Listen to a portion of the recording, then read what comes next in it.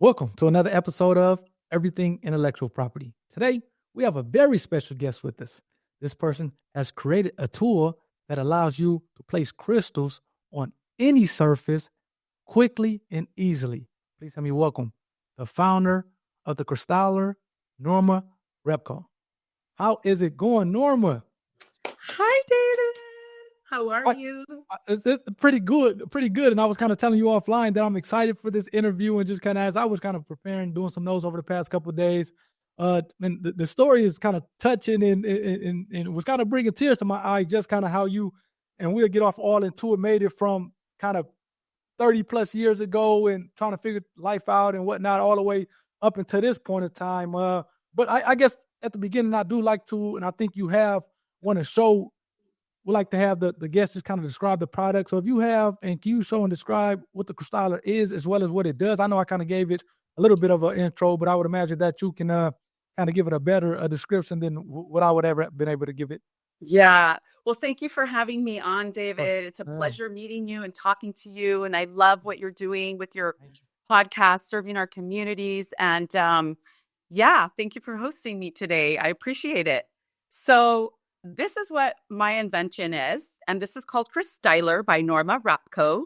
And what this does is it picks up and dispenses crystals, bling that we all love on everything. So it picks them up, it loads them into the barrel very quickly. Okay, you tap on it, it picks it up. Once it picks it up, you have a bunch in here that you can put your glue down, and then you quickly press on the lever like this. Every time you press on the lever, it releases one at a time, fast and easy, and you can apply it to any surface fast and furious. So that's my invention.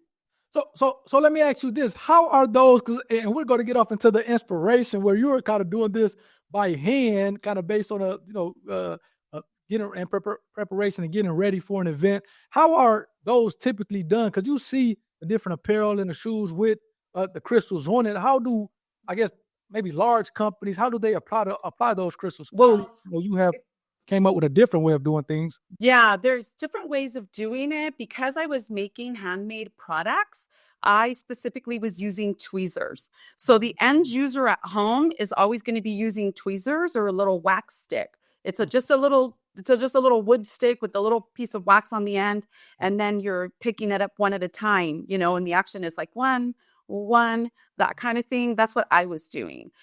For mass manufacturing, there's large machines that are like hot pressing them on, and it's all automated and things like that. But for for end consumers like myself who want to play with it at home and add bling to my shoes and my hats, and even that we have a lot of people who own small businesses and bling out water bottles and specific things for people. It works for all of that. So it makes the process, it just simplifies the process so beautifully. So, and what was the inspiration? I know you were talking about having a crafting business, and it seems like you're already doing things as far as adding bling or whatnot to different products from from kind of the crafting of business that you have. So what was like the inspiration to say, okay, I have to find out another way. These tweezers are just not going to get it done anymore. So at the time, which was years and years and years ago, when I invented CryStyler, I owned a high-end picture frame company, home design products that we were mass producing and selling into boutiques. And I couldn't make these things fast enough. I had help, we had employees, but we couldn't make them fast enough. They would get to the stores, people would sell them, we'd get the reorders, and gluing the crystals onto the surfaces is very, very time consuming. Anybody who's done that knows that. So I was getting ready for a trade show, and we were blinking out a sign for my booth. And we were leaving like 2 a.m. or something. And my husband's like, and I had just started blinging this thing out with tweezers. And my husband's like, oh my God, like, what are you doing? Like, we're leaving in like 3 hours. Are you going to really do this? And I said, he goes, there's got to be a better way. I said, there is. I have this idea.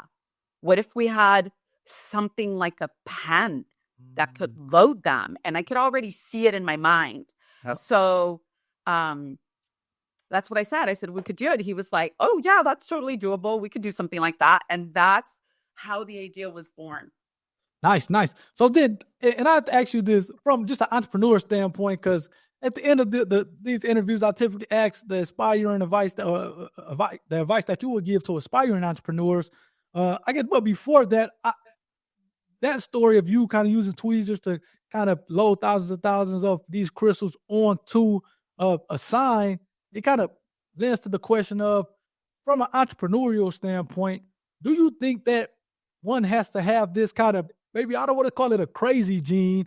I know on Shark Tank, I interview a lot of people on Shark Tank, and much like yourself, where they're emptying their life savings into their product, into their business, which some may call crazy. The gentleman, New Dread, has a hair sponge, and he had got wind that the product was being infringed in beauty stores, and he kind of drove across country, confronting the different beauty supply stores, which again, some may call crazy. And again, like similar to what you were doing with kind of applying thousands of crystals and having a couple hours before you leave, do you think that one must have like this kind of crazy gene to be able to be a successful entrepreneur, or do you think it's kind of no correlation to that? Hopefully you understand that question. I do understand that. For me, I want to call that, you need to be a visionary.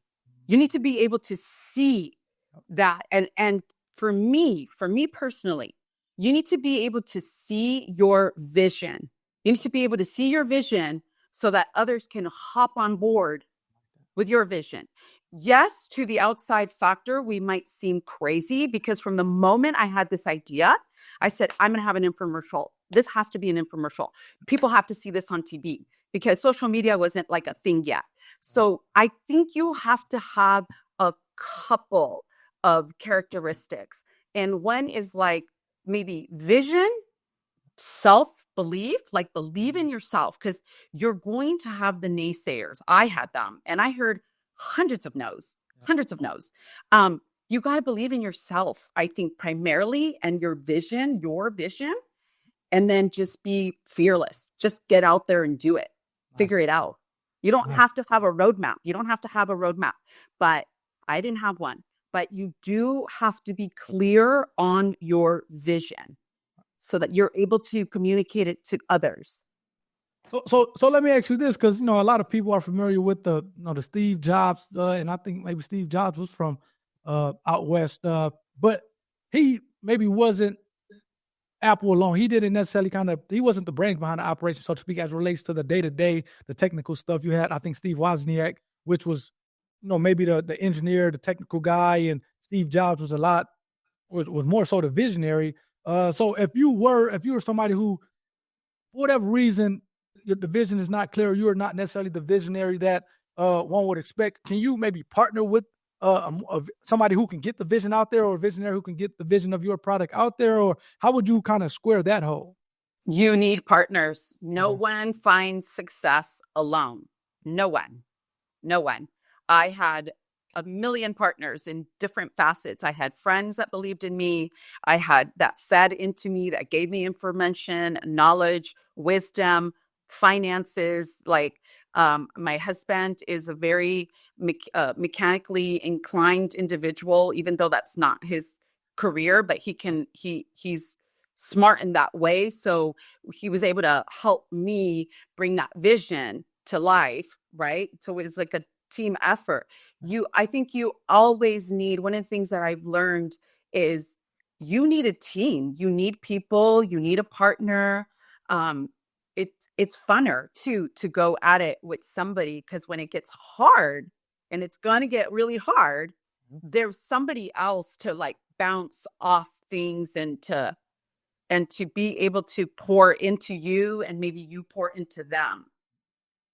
So, it actually brings up a good question, and then also begs another question that I always like to highlight, or at least try to show the importance of, or how important this is it seems like you had a very supportive husband who kind of supported you along the way when it was time to kind of fund the product, or just kind of even come up with the product.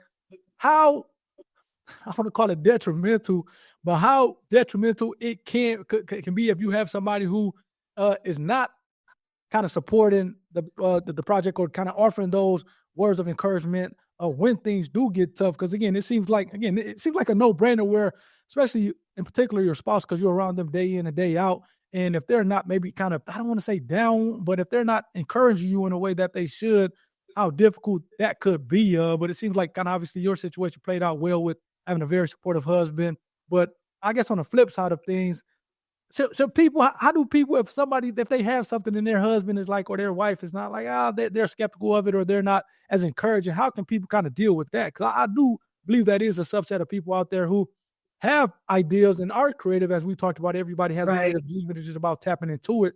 But for one reason or another, there's one thing if a friend or maybe a distant family member is unsupportive, because you can kind of unfollow or kind of keep the distance between that person. But what if like a spouse or someone who is closest to you as a spouse, or maybe even a parent is unsupportive? How would you recommend kind of dealing with that? Because it seems like being supportive is important. Yeah, I would definitely still hold on to my idea, Okay. and I would find a group of people who could support me, because you listen, entrepreneurship is a lonely game. And while I had a supported husband in the process of creating the thing, I still had to be the soldier that went out into the world and sold it. So there was like a lot of different ways, right? And there's times when he had his ideas of where they should go and I had mine. And so, yes, you could still have conflict even within the partnership that is supporting. But if you have like an idea, listen, there's 9 billion people on the earth or something like that number. Somebody's going to support you. Find your support group, your girlfriend, your friend, your neighbor, your auntie, your grandma. Find somebody that believes in you, because I believe that if you are put an idea, and you don't have to know how you're going to figure it out, but I believe if this creative idea comes to you, it's a gift from the divine. For I like me, it's a gift from God. I would walk around baffled that something so simple, that felt so like it's such a simple solution to me, had not yet been invented. So know your intuition, know yourself, uh, know what kind of person you are. If you're going to champion your idea, hang on to it. I guarantee you, your people will show up. I like that. I like that a lot. So then, even kind of extending that out a little further, just even the background, I think, and this is one of the things why I loved about your story as I was preparing for it, as well as talking to you before this interview, is typically you'll see, and I, like I said, do a lot of Shark Tank kind of breakdowns and have people on from Shark Tank, and some maybe doing a career change where they were a doctor and they decided to kind of go into entrepreneurship, or maybe were an attorney and they decided to go into entrepreneurship. But your story really is the epitome of the American dream, that being, coming here and with nothing, not finishing high school, and then saying, okay, this is something that I can do as far as being an entrepreneur and kind of inventing something and starting a business around it. Can you talk to us a little bit about kind of your background and kind of what were you doing before? I know you had the crafting business, but before like the crafting business and before coming out with CryStyler? Yeah, I had a whole bunch of dead end jobs. I was a receptionist answering the phones at a company, when we still had landlines, and then pushing the buttons and switching the calls to whoever. That was my job. Hmm. Like my parents, I'm first generation American. So I was born and raised in the San Fernando Valley, and my parents never went to school a day in their lives. Hardworking, smart individuals came to America to chase the dream, and I was the firstborn. So back then, you could file for permanent residency. So I always say I was my parents' green card. I was the gateway to America and to their dreams. Unfortunately for me, I'm a big, huge mental health advocate. And unfortunately for me, I had a very traumatic experience. And at 12 years old, I was struggling with severe depression and anxiety, and attempted to take my own life. And so I never finished high school and I never went to college. And I ended up meeting my husband when I was 21 years old, got pregnant out of wedlock. So I was the maybe the disappointment of my family. Like maybe my parents had bigger dreams for me and bigger hopes for me. And so I carried that shame around for a long time. But I knew that I had something within me that was super powerful. And I was always, as a little girl, I found my healing via creativity, creating and learning to soothe myself via making things, via art, writing, making stuff.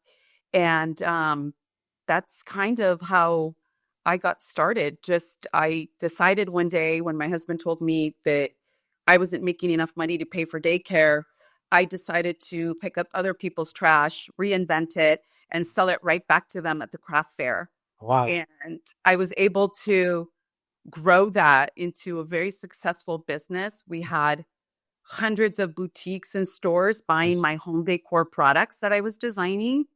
And yeah, that's kind of how I got here. When led what that manufacturing that led to the invention and craft books and speaking and opening huge doors for me. No, and again, that's why I love that story because we talk about the American dream, and I think a lot of people, especially American borns who've been here maybe for many generations. I think who parents have been here for many generations or lineage or whatnot. I think maybe we kind of take it for granted because it's so much opportunity if you do focus and kind of have some type of plan. Which I know you'll talk a little bit about being able to helping others focus and kind of developing a plan as we kind of get off into to the podcast. But yeah, again, no high school, not finishing high school. And I can kind of relate to it, not from a personal level, but my father, who, yeah, he was just an older gentleman born in 1929. He passed away a number of years ago, but he didn't pass the eighth grade and he still had dealerships and things like that, had businesses. So again, just because you haven't kind of finished the traditional education, not saying that not finished because of this, but to the extent that you didn't finish because life got in the way, that doesn't necessarily mean that you can't be successful. Especially doesn't mean that you can't be an inventor, can't have businesses and make something from you. So can you talk a little bit about this? Because one of the one of the big things we really connected on is kind of being a underrepresented group. You being a Latina, me being African American, and especially when you're talking about IP within this space, those two groups specifically are not well represented.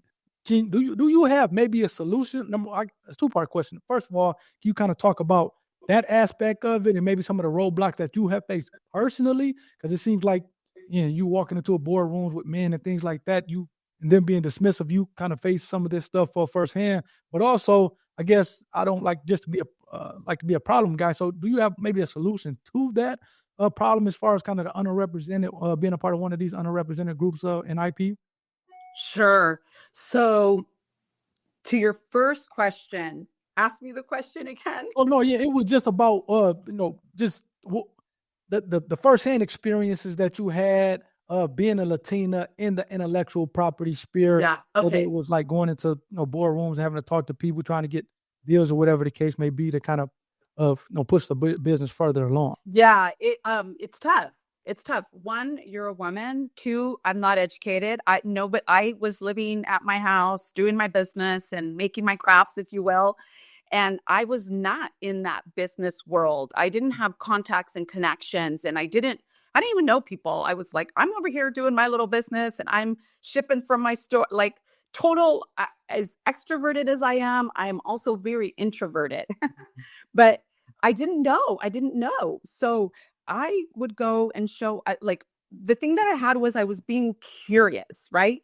And I was asking questions, and one person would lead me to another. That's kind of how was able to find success was through people, through networks, through connections. But luckily, I had people that would help me. I would express that I had a meeting in this boardroom with all these people, and um, I would deliberately try to get connected with a network of women that could support me. So when I was walking into that boardroom, it didn't feel like I was walking in there alone. It felt like, okay, I have all these women standing behind me Yeah. who like believe in me. So for me, I would say that it's very important to find a network of people that are like-minded and who are doing the things that you want to do or come before you.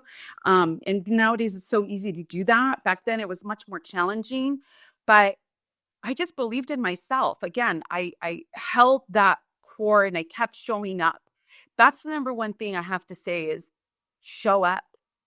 Oftentimes 90% of success just comes from showing up and walking through the door. Mm. So many of us are in our heads. I was in my head a lot. Like, I was a naysayer. I could hear the negative voices and why me, and this isn't going to happen for me, and it's not going to work out, and all the negative thoughts that normally come through our mind. And so I learned that mindset is very, very valuable when you're setting out to do something. And so I worked on my mindset so that I could have the courage and strength to walk into these boardrooms. And it was hard because while I had a lot of support, it's interesting because at the time, a lot of in my industry, in the craft industry that I was working in, most of the people making the big decisions were men. Yep. But most of the people designing the products, making the designs, creating the products are women. So we were not being represented. And in the craft industry, there was only 2 Latinas who were like rising and like were prevalent in the whole industry. And that was my friend Kathy Cano, the crafty chica, and myself. And it was just mind blowing. And, at one meeting, somebody said to me, "Oh, you're a Latina designer." "Oh, yeah, we already have one." Really?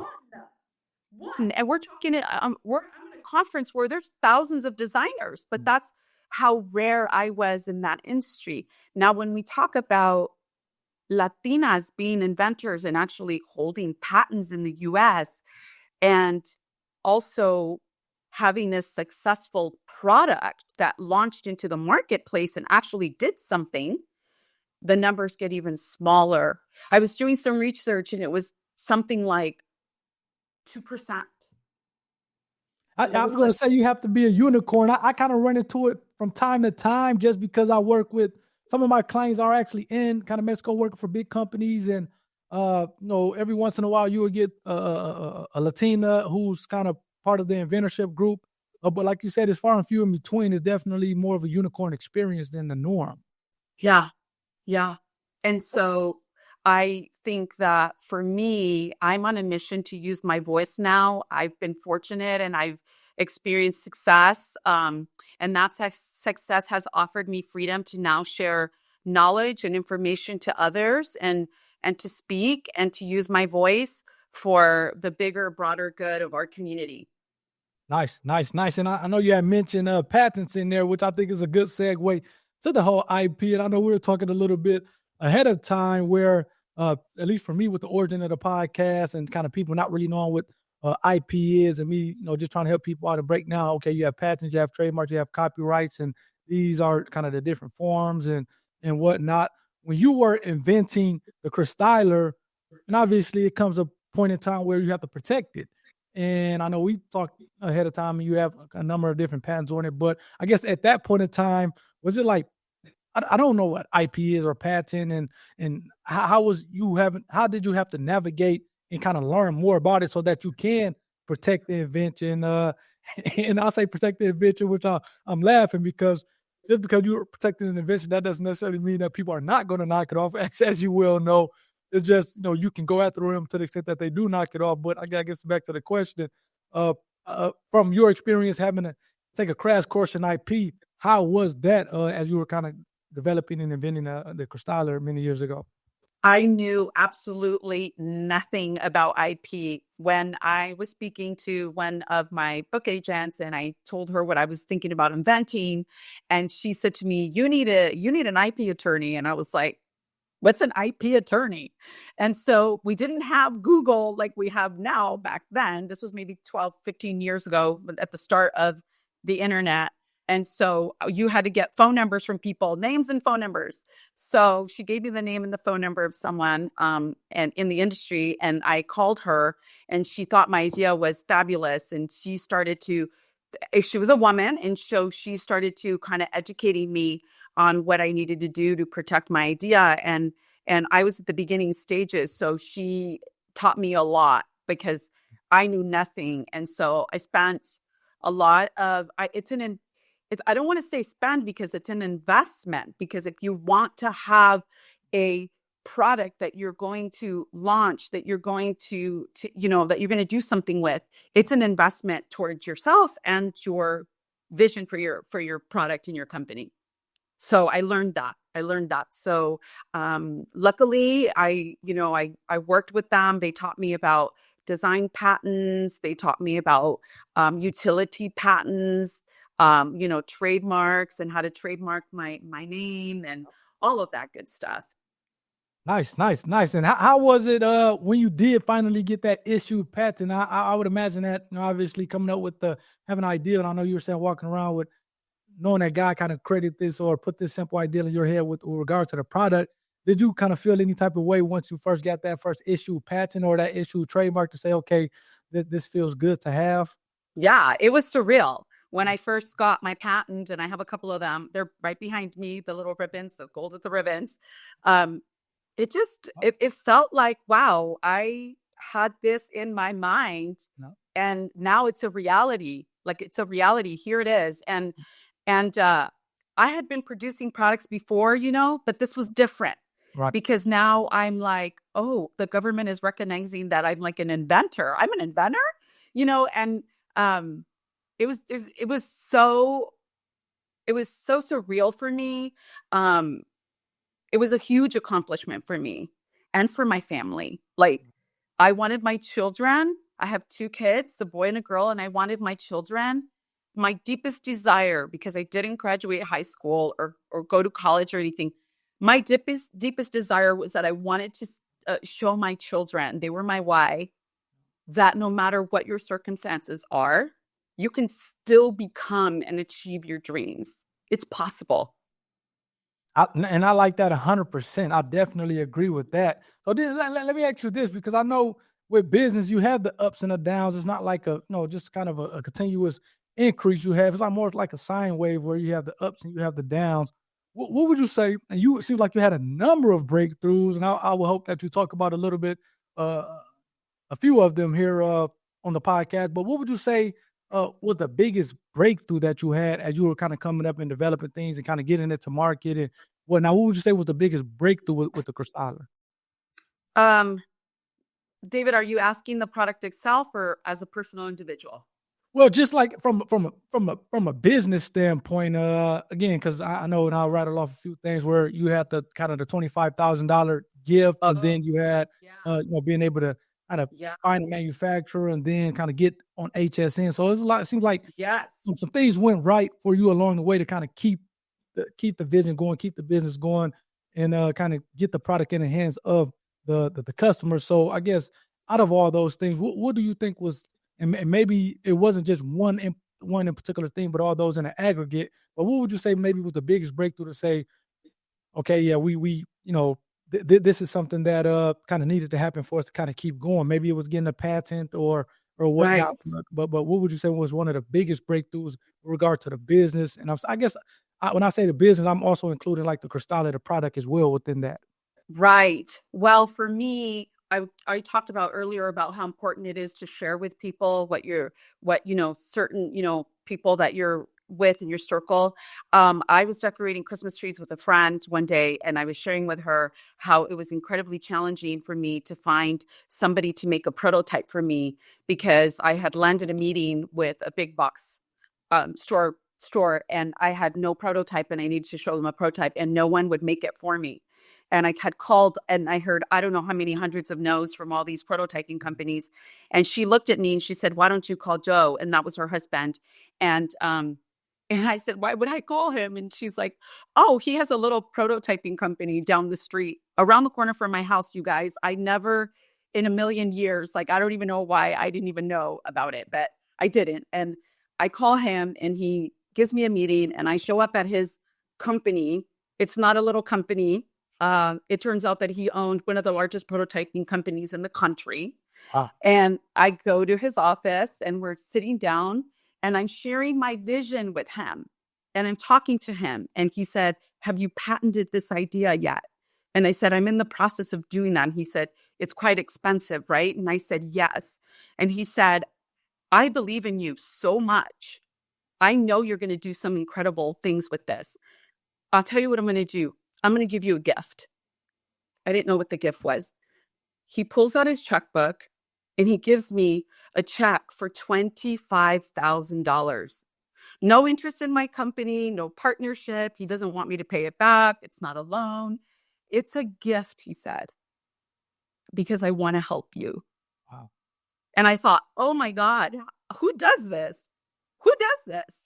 And so I walked out of there with that check in hand. And then I knew I never wanted to disappoint him. I wanted to show him that I could do this. Nice. Fast forward, he makes the prototype for me. I pay him for his services. Oh, so he actually made the prototype as well. Yeah. And he Okay, made the which prototype you for said you me. paid. So you paid for the prototype, I guess separate. Then okay, Very I little. didn't realize Very that he little. did that. I think he charged me like $500, which prototypes are thousands of dollars. He charged me like $500 to do my prototype. And he had given me, mind you, he had given me $25,000 out of his own personal account. And then I did the $500 transaction for the thing because I was the company. So he made the prototype for me. I had secured a meeting with Michael's Craft Stores, with the buyer of Michael's. Yeah. I had never sold one unit to anyone. No one. No one had bought it. There was no sales history. There was no user, nothing.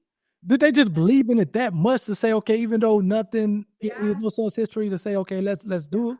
I flew to Dallas. I met with the buyer in person. We had an hour meeting. I showed up with my prototype. I had made a bunch of little projects, different projects, and I showed him how it was usually done with tweezers and had the meeting, and they bought it and they launched it in 1,100 Michael's Craft Stores nationwide. And my first purchase order was for over $500,000. Wow. Wow. So then kind of leading up to how did you become the number one bestseller on HSN, which I think that's what the Home Shopping Network. The product was hanging on the shelf like this at Michael's and not doing well. And it was before our social media heydays. And I knew people had to see this product. I knew I had to get it on TV so that people could see it. And my original vision was to turn it into an infomercial. So I knew this could be easily sold on TV. I had a friend, again, network, calling people, everybody you know, and then asking people who know somebody. So I called somebody that I knew, and my girlfriends, they ended up connecting me to the buyer at Home Shopping Network because they had previously done something. So they gave me the contact. I contacted her, sent her a short little video. Within like 15 minutes, she called me and she asked me if I was available to meet with her. And I had a meeting with her for about 20 minutes. And she said to me, "How fast can I have you on air?" I was like, "I have a warehouse full of product just sitting there." And she said, "We will see you for your first show in 4 weeks." I show up to Home Shopping Network. Everyone is complaining. All these other vendors are complaining about they're on late night, 2 a.m, whatever. Nobody's going to buy our products. I ignored it, focused on my thing, was grateful, deeply grateful to even be there. Right. And I go on to my first show because I had multiple shows scheduled. It's my first show. I go on. I'm scared. I'm nervous. I'm like, oh my God, I'm here. And I just started doing it. And lo and behold, it's like the next morning, then I go back to my hotel room. Everybody's all, "Great job." These are 5-minute shows or 10-minute shows that you're doing. So I go back to my hotel room. I get up in the next morning and I log on to HSN to see how my product did. And I find that it's been the number one bestseller and most favorite product of the day on Home Shopping Network. Really? So did you, Yes. there's a time slot in the evening as well, or did you have like a daytime slot? My time slot was at like 2:00 in the morning. Really? Yes. And then the next day when I woke up, I was getting ready for my next show, but the first show had already sold out. And so after that, I would secure spots right after Martha Stewart and capture her audience because my product did so amazing for them. Wow. That's crazy. So then, you're going from the $25,000 gift to pretty much getting a prototype for kind of little to nothing to the number one product on HSN. So then it seems like it was a lot of kind of breakthrough moments for you. I guess on the flip side of this, what would you say was one of the biggest challenging moments that, and as you look back on it, you're like, man, that was a son of a gun to have to kind of overcome that hurdle or that obstacle with regard to the CryStyler. We had to package 30,000 units by hand in a specific kit and way for Home Shopping Network. They wanted the pen, each pen, the big one and the small one. They wanted this package with 4 different packs of different colored crystals for each kit so they could sell them. We had to package 30,000 units like that. So I did that with my 2 high school kids, a whole bunch of kids at my house. And I bought pizzas for them and gave everybody crystals and CryStylers. Man, 30,000, that's 30,000 units. A ton of units. And then we had to put it in a very specific pouch with stickers, very specific and very like their SKU numbers. And then all of that had to be shipped to their individual different warehouses across the country. Yeah. And then I remember I was at the airport getting ready to fly for my first show, and your product has to arrive before, you're there for the show, right? And all the warehouses. Yep. So I remember getting a call from them telling me that we had mislabeled something. And I thought, Jesus, everything's gone. It's been shit. Like I literally had a moment at the airport where I just froze and I was just I started crying. And she said, we can fine you. You can pay the fine and we can correct the problem, or you can reschedule your show and we can, and you can fix the problem. And so I paid the fine and they fixed the problem. How much was the fine, out of curiosity? I think it was like $2,000. Okay, that's not bad. Yeah, it wasn't bad for the opportunity. But when you're in startup and all these things are happening, you're counting pennies. Yeah. So you have to make those decisions of like, hey, I have this 100, 200, 400, 500, this $500,000 opportunity going on. Yep. You have to look at things that way. Yep. Or pay the $2,000 for the commercial spot that they just gave me for the next 4 days or whatever it was, that however many shows I had. You have to look at it the bigger vision way. Because can keep us trapped. Yep. No, I 100% agree with that. And who's to say that, okay, if you rescheduled it, something wouldn't have happened that would have not allowed you to go on. Now you kind of missed a great opportunity. Now I would imagine that you going on, things kind of worked out where the $2,000 made complete sense. It was water under the bridge. It was like, thank you. I appreciate it. Yeah. So then let me ask you this, and this question I just thought of, as far as new products, I'm not sure if you have anything kind of new on the horizon, but have you ever thought about, I guess maybe like kind of right now you have the single tool that you can apply the crystals to the surface, like kind of stringing along maybe multiple tools together where you kind of applying like multiple crystals to a surface? Is that something that kind of has come to mind or that you have thought about at all, or even like the customers have thought about or gave you feedback on? Oh, you mean the progression of the product itself? Well, yeah. Well, as far as so you can maybe apply like multiple crystals at one time using a tool as a person again, because it seems like you're able to apply them quickly and pretty easily given a tool, but something like maybe an evolution or I guess next model or version where you're applying multiple crystals at the same time using a similar pen or maybe multiple pens that are attached to each other that kind of maybe bends and folds. So now you can kind of create circles and things like that, different shapes. Yeah. I haven't really thought about given improvement on the tool. I could see what you're talking about, definitely. And I know that there's a lot of products on the market that continue to evolve and become better and better. Okay. This one, I just kept it in its simple format. It did very well for us. It still does well. And I have so many other interests because remember, I'm also an artist. I'm a designer. I design jewelry and art. And I have a passion for people and for my community. And from the very get-go, again, this goes back to mission. I had a vision to inspire and empower people to beauty and creativity. And as my company has evolved, I continue to expand on that. And these days I'm focusing on licensing the product and creating, like a children's version and creating, my story attached to it so that other little girls like me can see themselves. Like no matter what challenges you may, arise in your life, we all have a beautiful, innate creative power within us and our intuition that can guide us to our higher, best selves.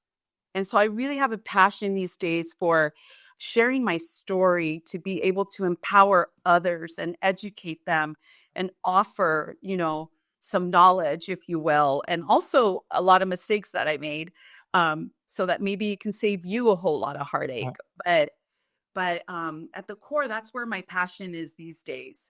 Okay. No, yeah, and I agree with that. Just being able to seem like kind of give back to the next generation to hopefully they can kind of have the success that you had without having at least as much as or as many of the mistakes that you've had to kind of endure and kind of get through, which is cool. And I think this kind of brings up a good point, kind of as we close out with two final questions. I always like to ask is what advice would you give to aspiring entrepreneurs? So for those who maybe are kind of doing this whole double dutch thing, it's like, okay, I have this idea, like you said, we all kind of creative, have this creative gene. And okay, I have something. Do I want to bring it to market? Do I not want to bring it to market? They're kind of doing this double dutch with themselves. What advice would you give to that person on whether or not they should kind of get into the entrepreneurship game or not get into the entrepreneurship game? So my advice would be focus on your idea, get very clear with your idea. I know that for a lot of us, there's the barrier to entry to the marketplace is money. And what I did is I already had a successful business going when I launched CryStyler, when I was trying to launch CryStyler, but the amount of money it was going to take to fully launch it was bigger than what I could afford. So I took on a partner. There's different ways of doing it. So, my husband was still working. We were still paying the bills. We were still doing the thing that paid the bills. I know a lot of times, people don't want to hear that, but we were still doing the thing that was paying the bills. I like, for me personally, to take calculated risks. So I did a lot of I didn't go mortgage my house and the things that I owned, a lot of people do, and that's great. But at that time, I didn't have the stomach for that. Right. So what I did was I sought out partners instead. These days, there's so many wonderful programs available for innovators. There's like incubators, there's innovation awards, what do you call it? Pitch competitions for inventors.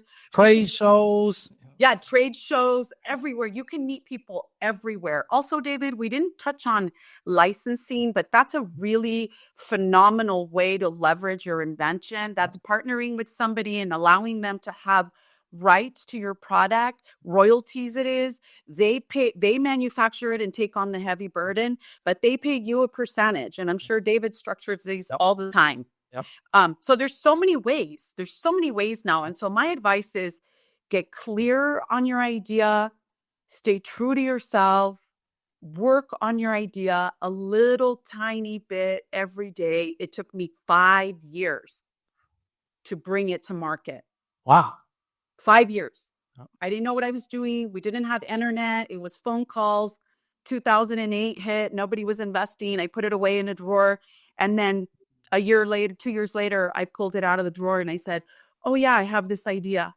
And here we are today. Wow.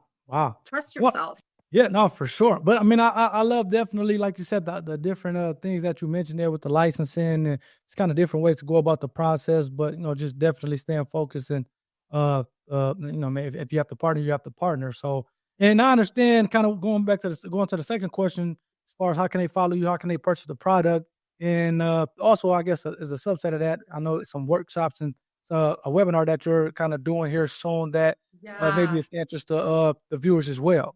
So I do coaching for entrepreneurs and inventors. I've helped multiple people, women especially, will call me with their ideas, and we go through a process. And I've successfully helped a lot of entrepreneur women get their inventions to the market. So I know how to do that. And then I also am offering a vision journal webinar for free. And what that is for the last about 20 years of my life, I've created, instead of a vision board where I put down, it's a dump, like I put down my ideas and goals for the year. I created a vision journal process because I developed a methodology that is proven and works. And I'm a believer that if we carry around a little notebook, this is the one I made for 2025, with our visions and our dreams and our goals in it, and we're looking at them every day, and we're like doing just a tiny, incy little bit a day, just 1 or 2 action steps a day will take you so far in life for whatever it is. Even if you just want to have better relationships, you want to lose weight, you want to, quit your job and find another job, you want to create a product, you have this idea that you want to bring to life. How do you do that? And so it starts with that. It starts with just getting to know yourself and learning how to do actionable steps every day to achieve your bigger dreams. So definitely they need to. So how do they sign up for the webinar now? If you guys go to my website, we have an email page up. It's just, it asks you for your email. Just put in your email and we'll send you an email with all the information. We're going to have it. I'm hosting it in mid-January. And then we're working on a brand new website right now. Well, you'll be able to see all of my programs and contact me and the products that we have available. You'll also be able to find CryStyler on there. And I'm excited about this next new chapter. Nice. And it seems like this was, I think, as you mentioned earlier, perfect timing as kind of the new chapter begins here, and the webinar and things like that comes out mid-January, and the website, kind of perfect timing to do the interview as those things roll out, which is cool. Yeah, because I want to help our community to achieve your dreams and your goals, no matter what they are. It's a beautiful journey, and I have no regrets about any of it. It's all right. There's a beauty in being older too. You can look back and see what you did and how you did it, and now you can be a better version of yourself and move forward and help others and be of service. So you guys can find me at normarapko.com. And then as far as I know you have some social media profiles. Is that the same thing, Norma Rapko? Norma Rapko, Rapko. I'm married to a guy from Austria, but my maiden last name is Vargas. And I do speak fluent Spanish for anybody listening and curious. So I am 100% Latina. And so, it's Rapko, Rapko. Nice. Okay, perfect. So, and I'll actually, once the interview comes out, I'll put those, the social media handles, the website in the description so that people can easily be able to go to those when the interview comes out. So, thank you. Hey, audience, hopefully you guys had your pens and your papers handy, because Norma, she dropped a lot of jewels on this one. Crystals, pun intended. Yeah, interview. So hopefully you guys, again, took something from this. And to the extent that you want to participate in a webinar or kind of with the workshops, or just kind of see what she has on the horizon, definitely please go to the website, normarapko.com. Follow the socials. They will be listed in the description portion of the interview once it comes out. And until next time, audience, you guys have a good one. Take care.